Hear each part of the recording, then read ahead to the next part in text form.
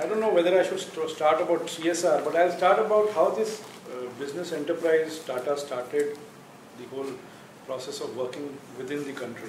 And then how Tata, because Tata Steel is about 100, 203 years old now. And the Tata Group as such is about 140 odd years old, within India that is.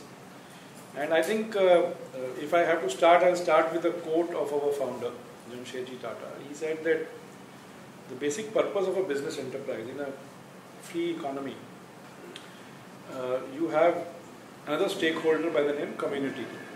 Now it's not any other stakeholder, community, but it's the basic purpose of a business enterprise is because of the community you are there and vice versa. So if you dwell a little deeper into this statement, it primarily says that whatever your actions are, whether it's a product which comes out of your operations or it's the operation itself, it has an impact on the community. Now what is a community? Community is people, land, anything around your operations or your production facility or service facility. How that impacts has to be the first concern of any corporate.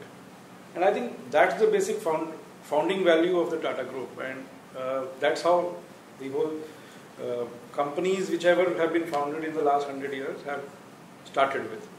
And if I come back to Tata Steel, I would say that it's a kind of a long journey, but how Jamshedpur was decided as a steel plant location, primarily any business house would look at the economics, the business economics of how a corporation would look at the logistics, the raw materials for a steel company and things like that. And I think we were no different. That's how it was decided and it will come in there.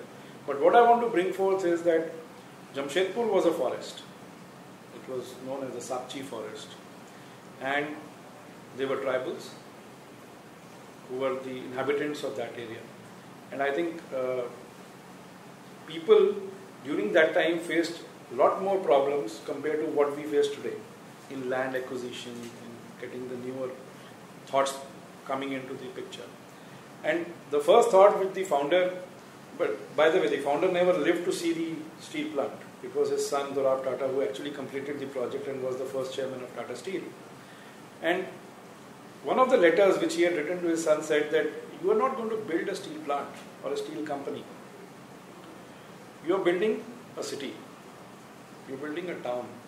And I think that's where the whole difference lies in whether you call it CSR or whatever you want to name you want to give it. So if you look at the way Tata Steel was born and was brought up, the steel plant was just one part of the activity there. But I think primarily issues like hospitals, roads, powers, water, schools, education.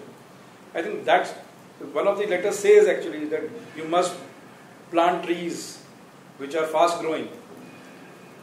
You must have temples for the Hindus, mosques for the Mohammedans, churches for the Christians, and so on and so forth.